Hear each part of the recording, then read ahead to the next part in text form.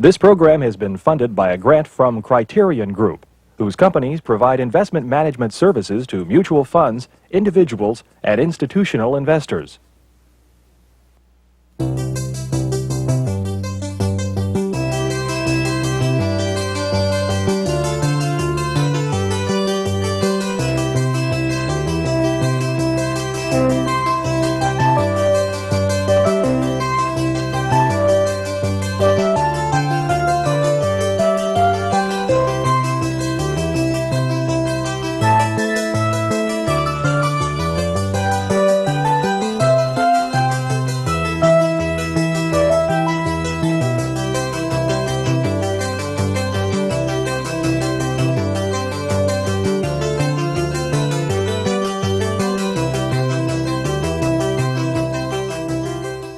One of the phenomena of the last few years is Rambo. I wonder how many of you have seen a Rambo movie. Do y'all know Rambo? One of the things that happened to me is I caught one late one night. That's the one where the sheriff, the dirty, rotten sheriff, throws him out of town. He's the war hero. Rambo is the war hero, and the sheriff throws him out of town, and he's a victim. He's an innocent victim. And they treat him, and then they take him back, and they strip him, they shame him at the police station. And it's the most powerful thing, watching him get revenge. He finally blows up the whole city. He simply annihilates the whole city. And I watched that thing with utter fascination. When it came on again, I watched it again and again. And what I want to tell you is that's that little kid. That's that little kid inside of us, getting revenge. That's that little kid that was humiliated and beaten in some cases, abandoned and abused in some cases. And it's what is the fascination to that violence? The fascination to the, and Rambo gets even. He's the victim of injustice. He's helpless. They interrogate him, they strip him, they shame him. To me, it's just one of the most powerful kind of reenactments. And why millions are attracted to that is because of the thesis of this series, the kind of abuse that people have been put through that is considered to be normal. A great deal of it is considered normal in this society. And I have been trying to tell you that what we're not about in this series is to talk about normal. There is no such thing as normal. What we're talking about, because if you're normal, you're the norm. Everybody's got to be compared to you. What we're talking about is functionality.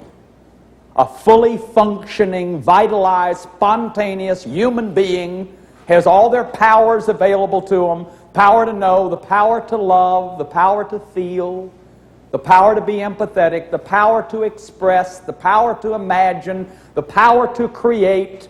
When all that works well, you are functional. When it doesn't work, you're dysfunctional. That's as simple as I can make it. When it works well, you're functional. When it doesn't work, you're dysfunctional. Now, what we've been establishing is we've looked at the healthy family, a healthy, functional family. We looked at a dysfunctional family. We looked at the compulsive family last week. And I told you that in compulsive families, whatever the compulsion is, could be alcoholism, could be drug abuse, could be fearaholic, an anxiety-ridden mama, who creates tension in this family system by worrying all the time. So everybody's wandering around being careful about not telling mama because mama can't handle it. Mama's too fragile to handle it. Mama is addicted to her hypochondriasis. Mama is addicted to her illness. And that will dysfunction a system every bit as much as alcoholism. A rageaholic father, addicted to his rage. We're going to look at that tonight in the persecuted. The violent families. And there's plenty of violence that gets minimized. Fathers screaming and yelling at children. I've done it in my own family. I never understood it as violence. I guarantee you it's violent. When my own daughter said to me one night, "I'm scared of you," and when I used to teach in high school and loved it when those kids were scared of me, I could control them.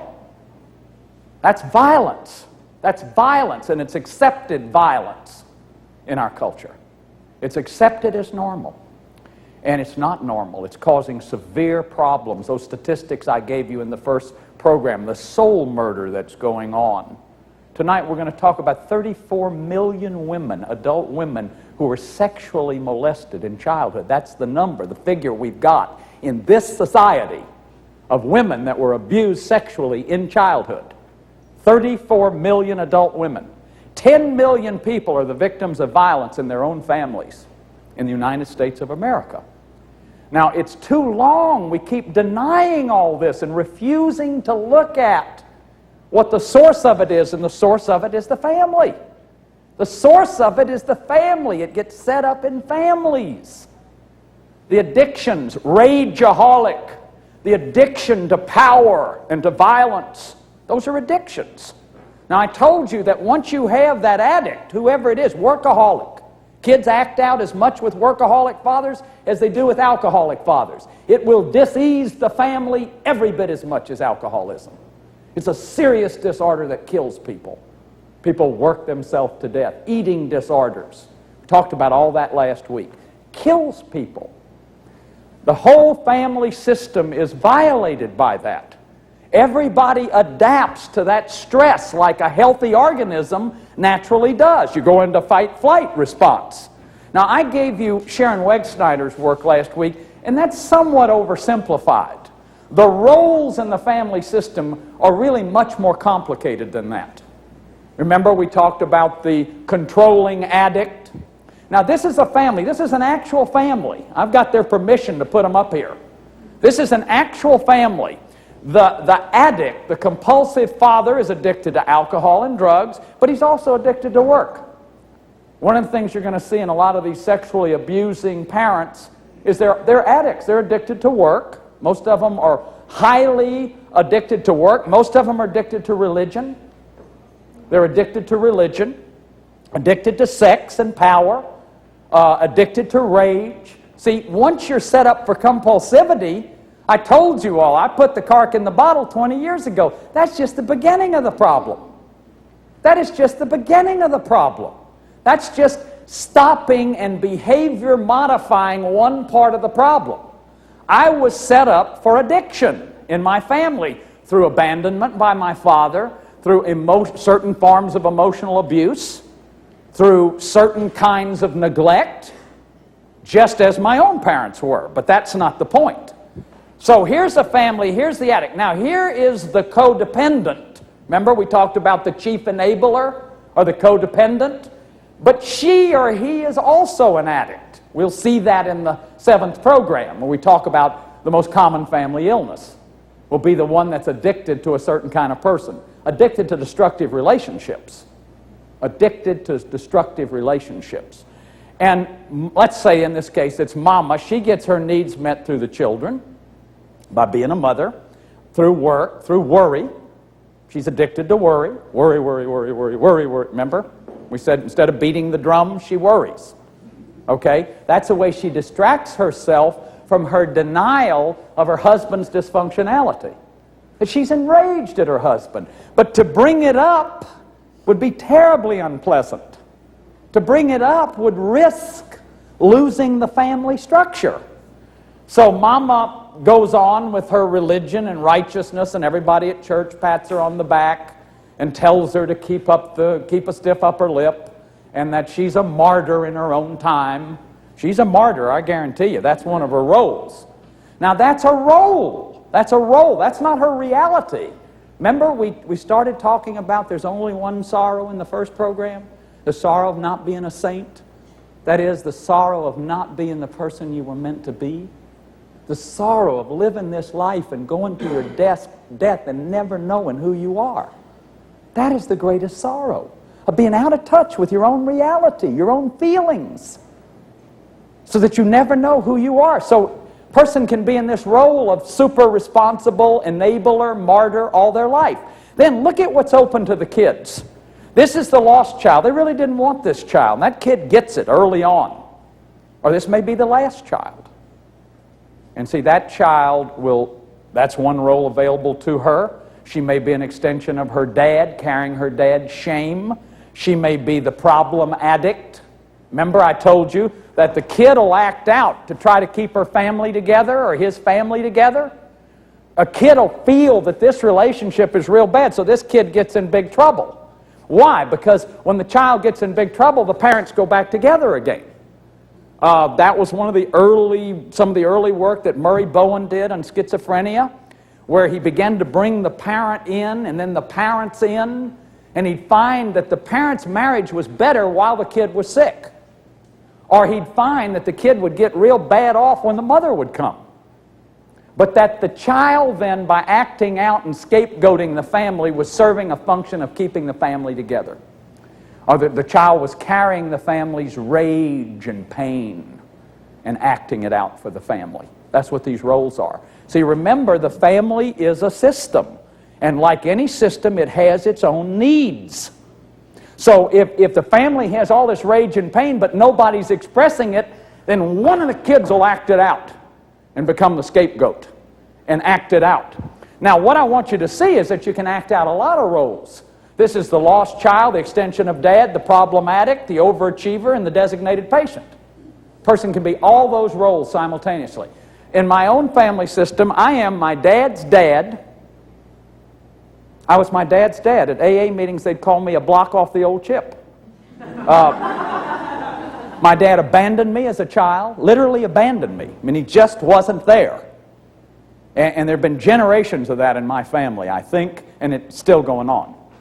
How multi-generationally, when one person is abandoned, they will often act it out by abandoning their own children.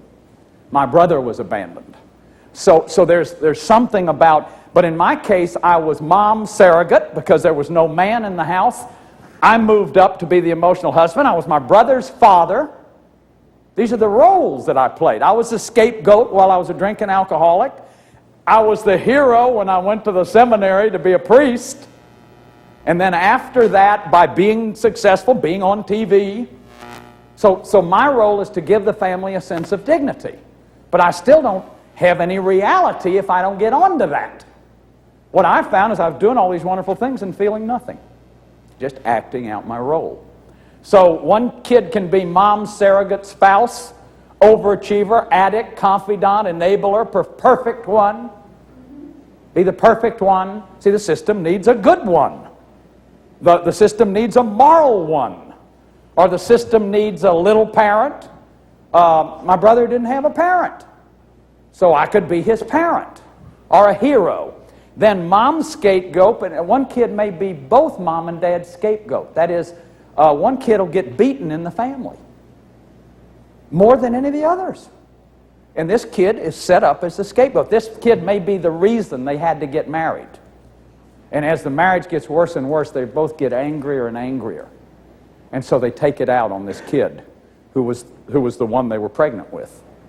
So this kid can be mom's scapegoat, dad's scapegoat, the lost one, the perfect one, the victim, the martyr, the enabler, the overachiever.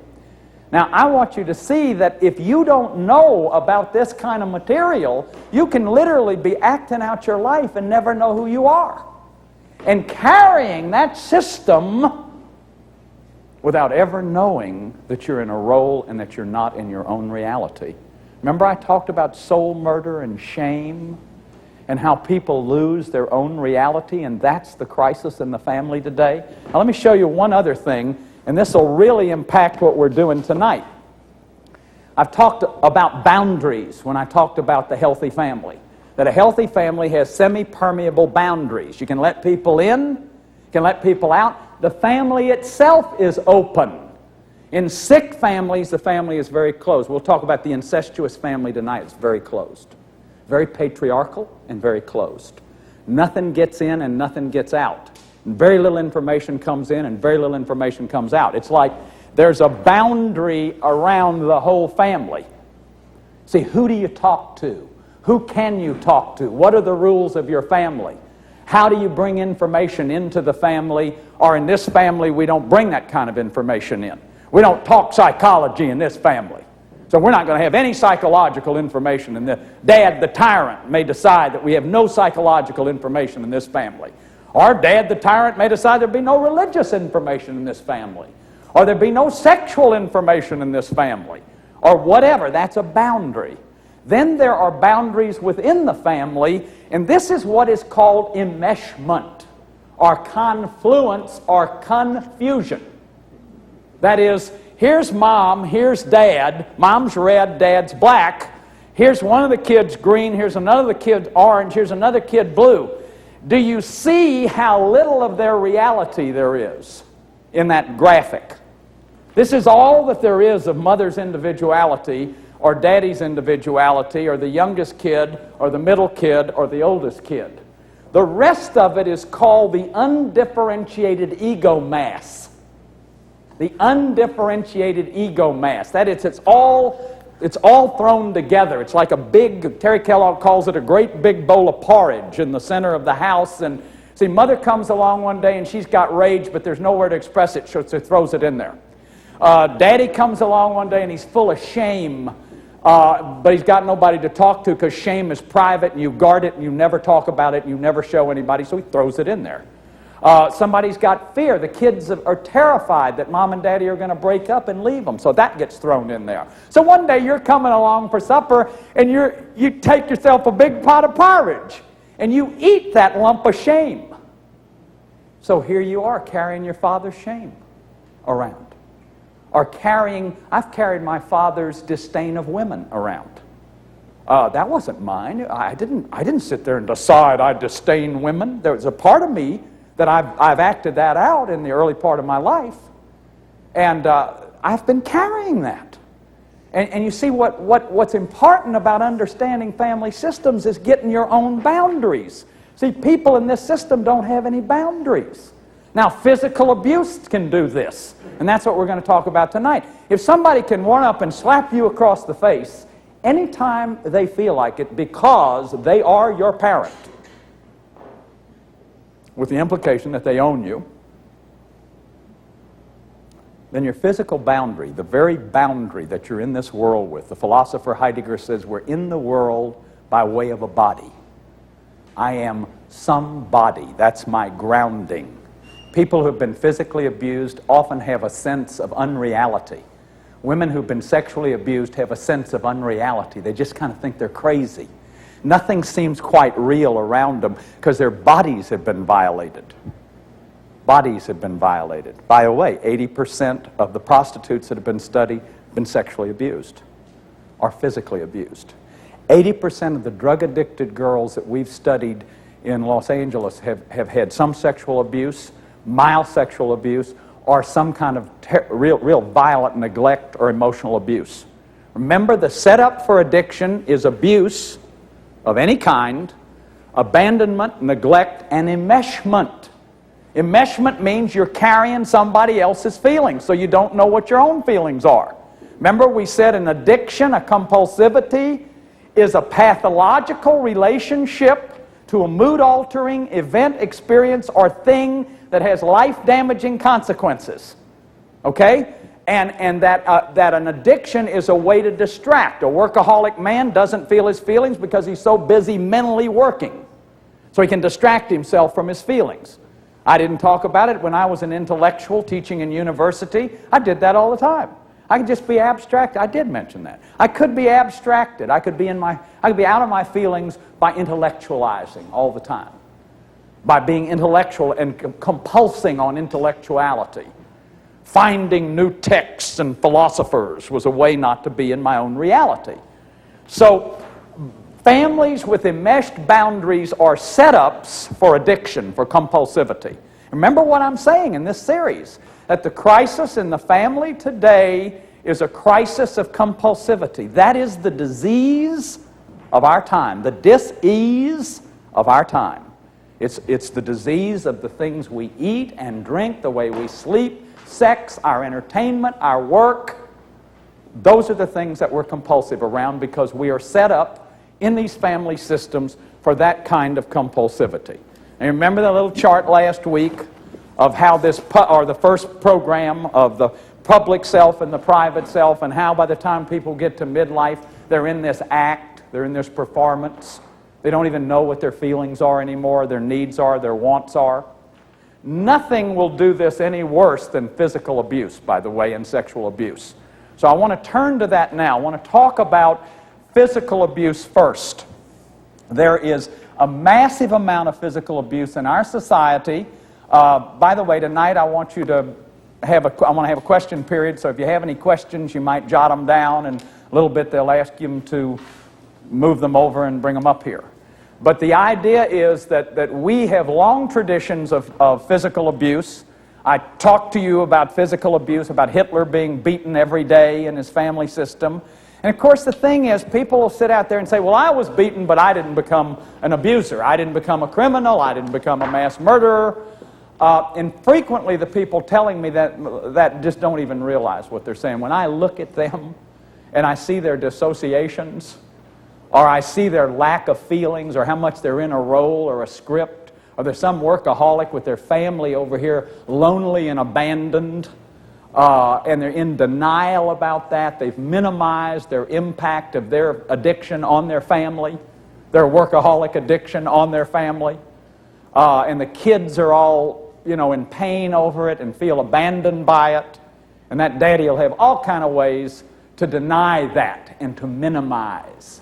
See, part of the illness is denial and minimizing. In fact, a lot of victims of physical abuse don't know they were victimized. Don't know they were victimized. I would bet that there are a bunch of you in this audience that were physically abused who don't really know you were physically abused. Or you'll say, well, just a couple of times. Just a couple of times they really went crazy and knocked me around. See, that's physical abuse. Or if you saw your sister being slapped to the point where it was clearly out of any need for discipline. And please understand me, I don't personally like corporal punishment. I think on occasion, little Guinevere's out in the street and a car's coming. A pat on the bottom could be an effective intervention. But to take her inside and whack her 10 times has absolutely no evidence whatsoever that that's helpful to her as a person, or that discipline, which means a learning, a teaching. Disciplina in Latin means to teach people something. What does that teach somebody? What it teaches is that when you get the power in the rod, you get to whack somebody too. That's exactly what it teaches. Because then the child is told, I am doing this for your own good. I'm doing this for you. This is an act of love. As I hurt your body, it hurts to be hit. It hurts to be hit. And somehow we have just glossed this over. I wrote up one day on a crisis hotline. You cannot believe the stuff that was coming in. The physical abuse that was coming in on crisis hotline. And if you don't believe me, call somebody down there and just ask them. The kind of abuse, the burning, scratching, slamming heads, crushing heads, kicking, hanging a kid upside down, cattle prods. 10 million people are the victims of their own family's violence a year, and the number is growing.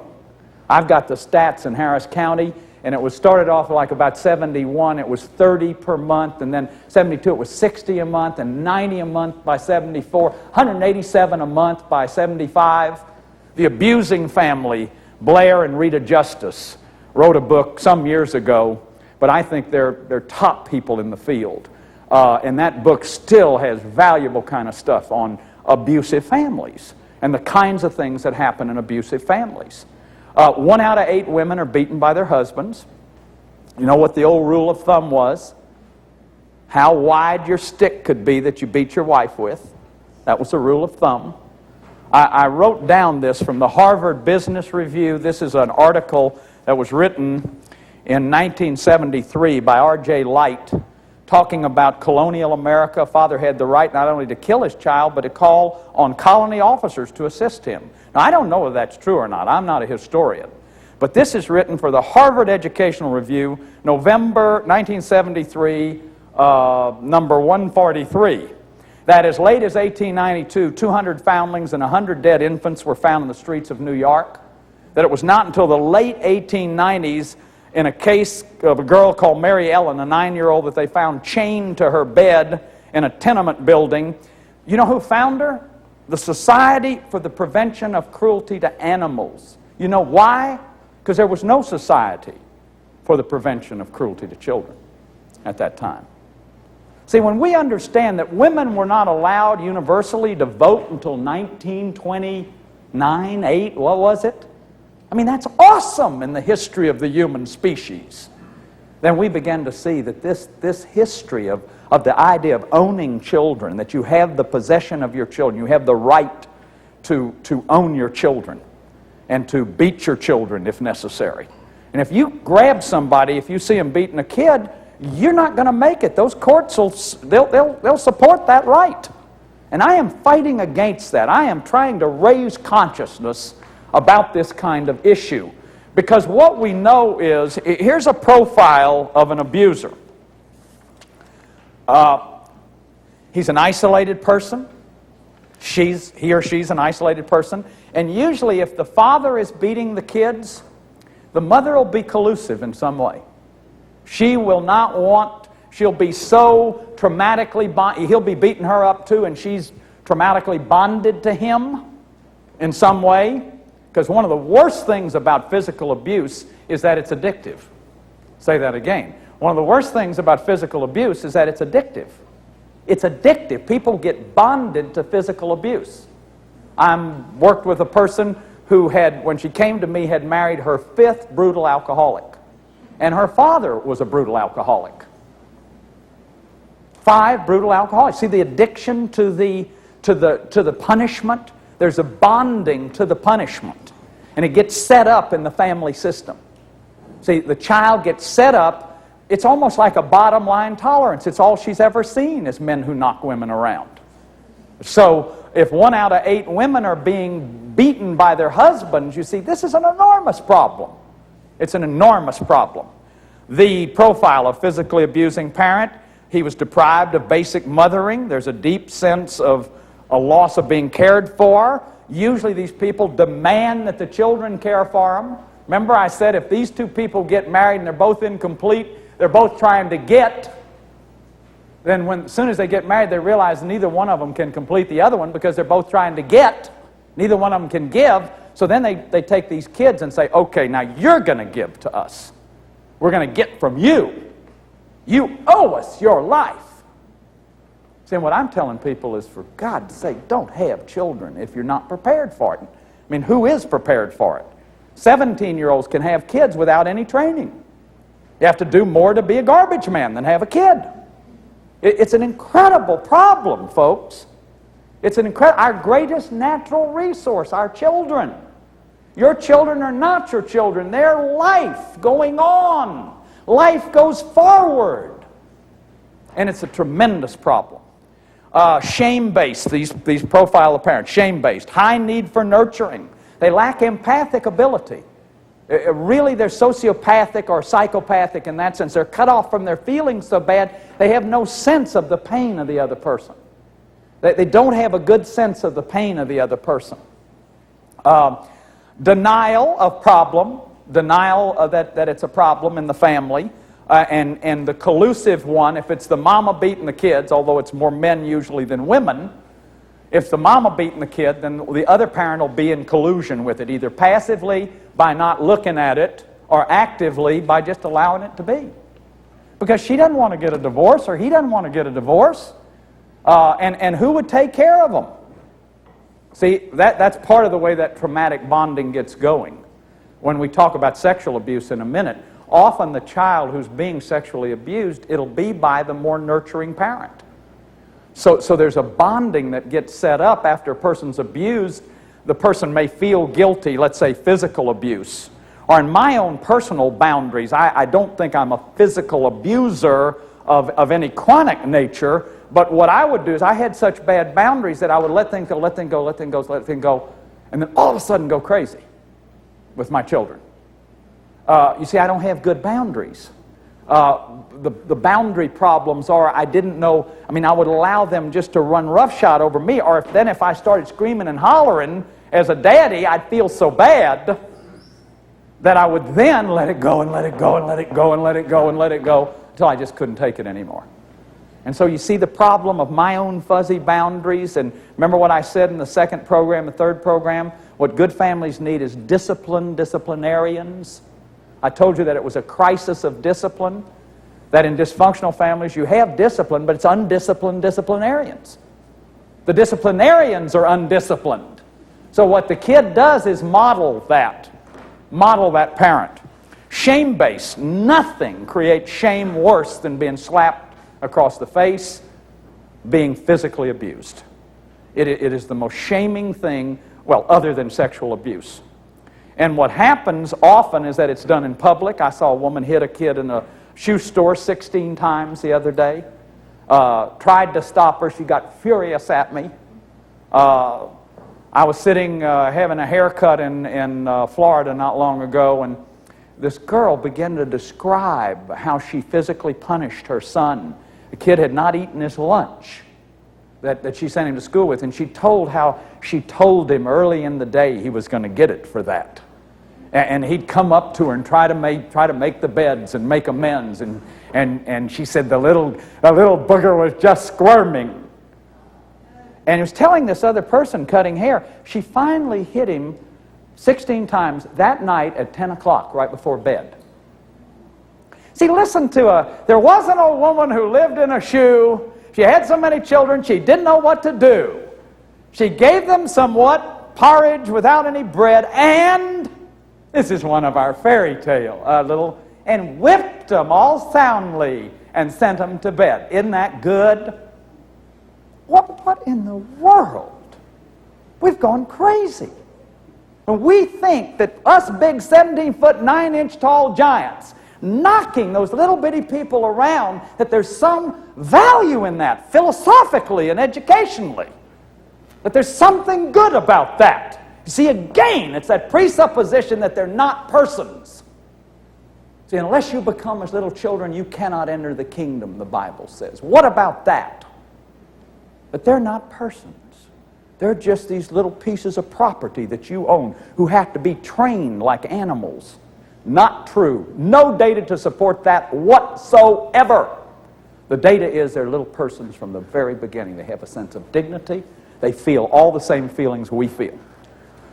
So one of the most powerful, let me talk about sexual abuse just for a second. And then I want to tell you some of the ways people dissociate with that. 34 million women in this culture have been sexually abused. 1 out of 4, according to some statistics I've heard Terry Kellogg use.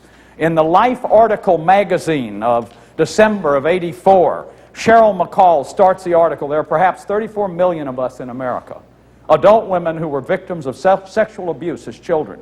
It began for me when I was 9 years old. My brothers and sisters had been sent to bed. I was getting a special treat by being allowed to stay up and watch TV with my stepfather. I was reading our small-town newspaper and was puzzled about a word. What does assault mean? I asked my father. Is it like when the Three Stooges say, I've never been so assaulted in my life? He had a strange expression on his face. I'll show you what it means, he said. He took me into my parents' bedroom. My mother was waitressing the evening shift. He removed my yellow pajamas and took off my clothes. Nothing was ever the same for me again. The following day, I was afraid to go to my third grade classroom because I thought everyone could tell. But I couldn't go home because he was there. I climbed the fire escape on the side of the yellow brick school and clung to it all morning, shivering and weeping. When my teacher discovered me at lunchtime, she scolded me and told me that I was a bad girl. And I already knew that. See, the most terrible thing about sexual abuse and physical abuse is that you have, up to 8 years old, a magical, egocentric, non-logical person. That is, we know that from the work of Piaget, the great Swiss researcher. At least everybody fairly agrees on this. That children do not think rationally or logically till about 7 or 8. Next week when I talk about moral abuse, that's one of the points I'm going to make. You can't even introduce moral distinctions prior to 7 or 8. So calling kids good and bad are distinctions they just don't understand. They don't even have the structures for that. And I tell you, it's the hardest thing to stop. I saw a little girl the other day. I said, have you been a good girl? You know, you just do it automatically. But the most terrible thing that happens to us, you see, is that, well, when a person's been physically or sexually abused, is that egocentric child will say, I am bad. I am bad. I have done something bad for him to do that to me or her to do that to me. I must be terrible for them to do that to me. I'm working with a guy recently, and I just knew. I knew from some of his symptoms that he'd been physically abused. I said, did your dad knock you around as a kid? Tell me what happened. Oh, no, he said, Dad was tough. I said, what does that mean? Oh, he spanked us. We deserved it, though. I said, well, what'd you do? Tell me about that. He said, well, I can remember not making my bed for 10 days one time. I said, well, what happened to you with that? Well, he'd take us in and dunk our heads in the toilet and slap us across the face. Now, this is called denial and minimizing. See, you can't get this until you've heard a person do it just with a straight face. You can't get it, as I have sat in my office time and again and heard these horror stories, and the person's in complete denial about it and in dissociation about it. See, and that's what happens is to sexual victims, the dissociation is tremendous. Now, what does dissociation mean? It means you don't feel it anymore. You just go into fantasy. You just become numb. I can remember as a kid, not that I was physically or sexually abused, but I can remember as a kid dissociating, saying, I'm never going to feel a feeling again. It's too painful to feel feelings. It's too painful to expect my dad to be there. I was disappointed over and over again. So what I learned was just don't feel anything. And if you can dissociate, that's an ego defense, and it's called dissociation. It means you just go away from the memory. Now, this is why it's so difficult to deal with sexually abused women, for example, or men. But sexual abuse in males tends to be later, although more and more evidence is coming out that what we would call mild abuse. See, 1 out of 100 families, we're talking about severe abuse, actual penetration. 1 out of 10 mild abuse in this culture. Now, what is that? It's inappropriate touching. It may be inappropriate exposure. I'm dealing with 2 people whose mamas used to wash them at 4 and 5 and wash their private parts. I consider that sexually abusing. And I guarantee you the impact on their life is very clear that that's the case. Or mama controlling this child's life, or having a special relationship with the child, using the child as her little darling to meet her needs rather than the child's needs. That's very abusive, and usually having a bad relationship with the father. Bad relationship with the father, so she turns to the child and uses him to fulfill her needs. That's the way males get sexually abused. Sometimes listening to a mama's boy, you'll get almost the same kind of data as listening to a sexually abused woman. Same kind of consequences of that will seem to be there in terms of a lack of intimacy, lack of real good sexual identity. So what about sexually incest families, sexually abusing families? They tend to be, I'm going to give you some of the characteristics of those families. They tend to be highly controlling. Disproportionate number are outwardly religious. If you've been following the McMartin trial and if you've followed some of these trials, it's incredible how these abusers, the pedophiles, will be so religious in their defense, and they'll have people from the church coming up and saying this man goes to church every Sunday. A disproportionate number are religious outwardly. Many are workaholics. Most hide deviant behavior from wives, colleagues, closest friends. One of the great researchers on this in Seattle, where there's a center, said one time, we want to kill deviant molesters like this until you recognize that one of them is somebody you know. Until you realize, until you hear that it's somebody that you knew or you played golf with or was in the club or whatever. Because this is not some kind of behavior that only goes into socio-cultural grouping. It's almost always sexual addiction. You know, you heard me talk about sexual addiction last week, but I want to make a point. Not all sex addicts are deviants in this sense, that is, act out in child incest or in these ways. However, almost all of the acting out here is sexual addiction.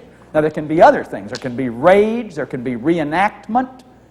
Sometimes a pedophile will reenact exactly what happened to him because 40 to 50% were sexually abused. So what comes out of sexually abusing and physically abusing families is you have an offender role that the person will continue to take, a victim role, and a person will either remain a victim all their life, setting themselves up traumatically, bonding with abusive people, or they'll do just the opposite. They'll go to the victim role. They will go to the victim role. I mean, they'll go to the persecutor role, the offender role. And they will become an offender because they were victimized, almost a way to handle the feeling of powerlessness and victimization. Did we have some questions?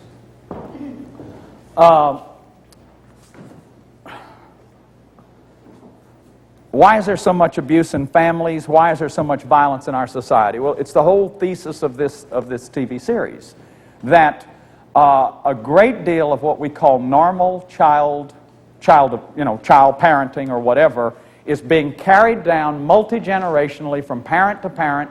What I showed you in the first program about Hitler, how could Hitler happen? How could a madman come along and take the most advanced intellectual nation of the world unless the German family structure in its autocratic, authoritarian, collective, repressed rage? Hitler was the gang leader of a bunch of adolescents. That's what Erik Erikson believes. He never became the father, he was the brother. The Fuhrer was the brother. And it was like they bandied together, acting out this rage that they had been subjected to as children. Alice Miller's book, For Your Own Good, one of the most powerful, awesome things I've ever read on Hitler's childhood. How Hitler's father beat him every day. There's data that his father was the bastard child of a Jewish landlord. There's some incredible things as we look at the scenario of reenactment. There is so much violence in our society because we do not allow anger in our families. And so what I told you in the first and second program is that if rage can come out, it's finished. It is repressed rage that gets reenacted. It's not hatred that's expressed that's the problem. It's hatred that's swallowed that's the problem. Traumatic, emotionally, an environment of emotional illness is not the trauma, it's the inability to talk about it to anybody.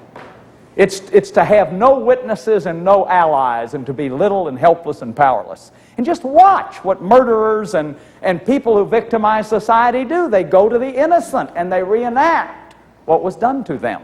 And whenever we've studied these people, this is what we found. We found family systems that were violent.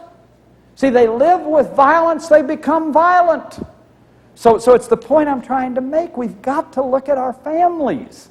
And the point I really want to make tonight, it isn't them and us. And I'll make that in just a moment, but it's just a luxury to think of them and us. These perverts over here. These people who, we are the righteous and good ones, and they are the sick ones. See, we love to do that. And what we do is we create hopelessness, more hopelessness for those people and for ourselves. Because if what is the matter with them isn't human, then it is totally hopeless. And as we set ourselves up in our absolutized righteousness over here, see, there's no polarity. You can only be good. You can only be obedient. You can only be considerate. You can only be controlling of your feelings. You can't be spontaneous. You can't be sensual. You can't have vibrancy and inner criticalness and inner independence and creativity. So we keep this absolutizing hopelessness going on for the poor people that are the victims. And they're our victims too. All of the judges and the preachers and the educators who keep this stuff going are victimizing those people just as much. And the rest of us who act like them and us and we can't identify with any of that, that we're not abusing our children too in some ways. Are the roles that you want to keep, are the roles that you want to keep, are there roles you want to keep or continue to play? Well, I don't think the role you want is your own reality, whatever that is. Now, of course, there are certain hello, how are you, social roles.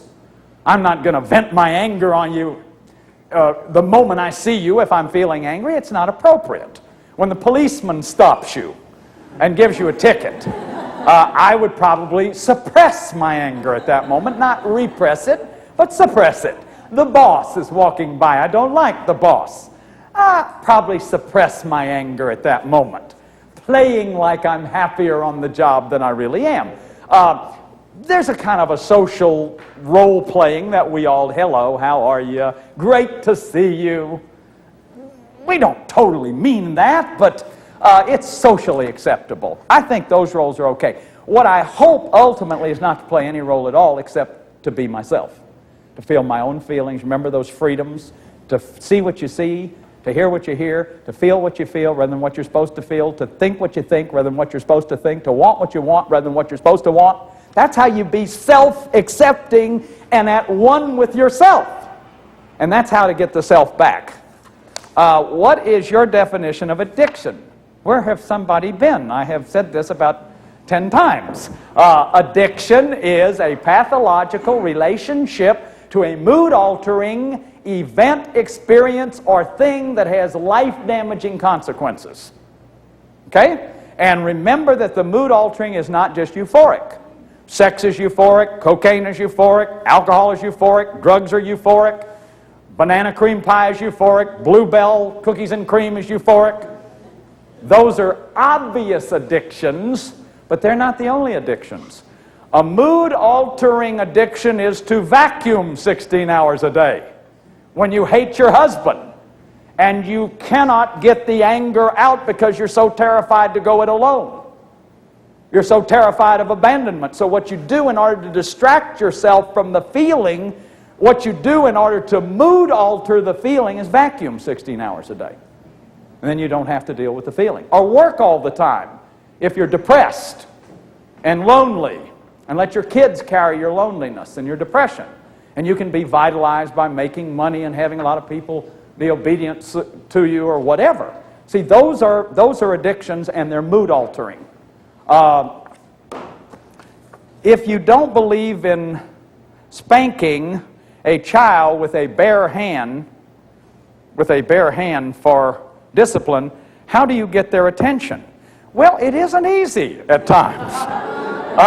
And I didn't say I didn't believe in spanking them with a bare hand. What I said was there's a fine line between a pop on the bottom that is for their good and a pop on the bottom that's for my good. It's my bad mood about the office. It's my bad mood about my wife. It's my bad mood about something that's going on. And I fail to see why hitting a kid more than once is ever effective. I'm working with a guy in Los Angeles. His father was a Princeton University professor. Used to burn him quite a bit. But he would also lay him on the bed naked with this stick, and he would hit him. And if he moved a muscle, he would hit him again. Now, many people have been hit for crying, and then if you cry some more, they hit you some more.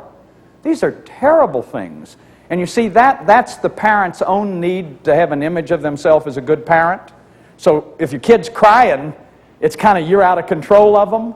And quit them crying, because then you won't think of yourself as a good parent. So I'll give you something to cry about. And you hit them so they'll stop crying. And, cannot believe the kind of splits that happen to people when this is done to them. When they're tiny little people and they're trying to make it in this world. You see, we're so accustomed to thinking of hitting as a way to solve problems when we're 5 times these people's height. And 5 times their weight. Why do we admit our defeat that we can't, as rational human beings, figure out ways to set environments for them and meet their needs without whacking them? See, I think it's because it's so ingrained, it is so deep in our culture. And then we've got this terrible stuff. Here's an article from People, July 8th, 1985, talking about the lawyers in the McMartin trial, how they would interrogate these children on the stand. And then here, I don't know whether this is true, but Courtney, they've talked about this 10-year-old girl who finally won a conviction, although the court case, the therapists think, will probably damage her as much as the sexual abuse. What the lawyer did to her in court will damage her as much as the sexual abuse. You see, our courts are not made for little children.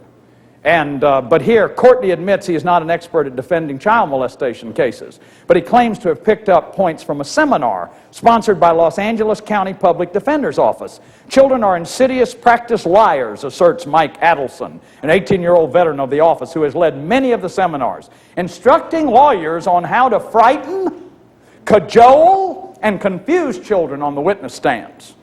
You want the child to be intimidated, he told a packed lecture hall last year. Now, I don't know whether that's true, but man, this is People magazine, July 1985. What I really think is that there is truth to that, is that we don't believe children. And Freud, you know, one of the points that Alice Miller makes, Freud had about 80 women that he diagnosed as hysterical who invented fantasies about child abuse, that in the subsequent studies of those women, they were all abused sexually. He couldn't handle the idea that they were abused sexually.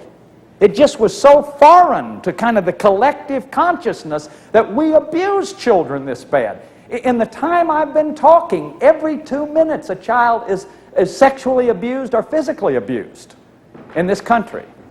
Now, tell your children, if a child comes to you, here's some advice. Tell your child to believe that you believe them. Emphasize that the offender did something wrong, that it's not their fault. Because you see, the kid will take it on. And imagine a child believing that they're bad, living in the system. The average child abuser will abuse the child 80 times.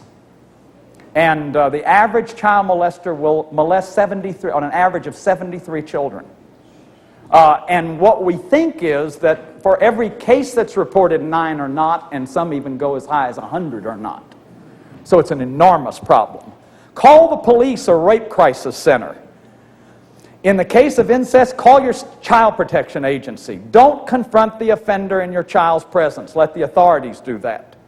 Take your child for a physical exam to reassure him or her that his or her body hasn't been harmed or changed.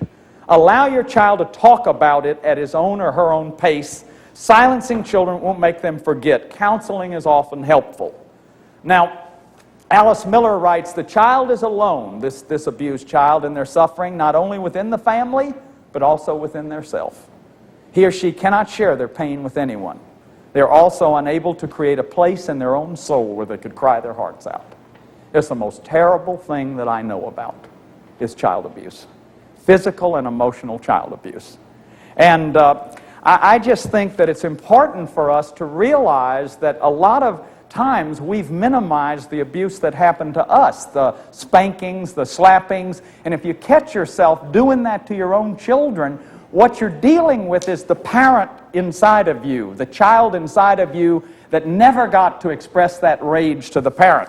Here's another thing Alice Miller says that's crucial. An abused child will not become either a criminal or mentally ill if at least once in his life he meets a person who clearly realizes that he is not the beaten, helpless child, but his environment is what was crazy. See, remember I said they're not bad people, they're bad rules and bad environments. They're crazy environments. To this extent, the knowledge or ignorance of society in the person of preachers, relatives, social workers, therapists, teachers, doctors, psychiatrists, official nurses can save or help to destroy life. Till now, society has protected the adult. We're in an offender-protected society. And blame the victim. We have been assisted in our blindness by theories conforming to the educational patterns of our great-grandparents, in which children were seen as creatures ruled by meanness and destructive drives, inventing deceitful and fanciful events, and offending or desiring sexually their innocent parents. In truth, each child tends to take the blame and responsibility for the cruelty of his parents due to his constant love for them. So we're talking about one of the saddest things I know about, folks. You talk about enmeshment. The victims of violence are dissociated. They often have split personalities. They have no affect. They have a lot of physical ailments. They will often have severe difficulty sexually, if they can perform sexually at all, if they've been victims of incest. Now here's something William Lynch said.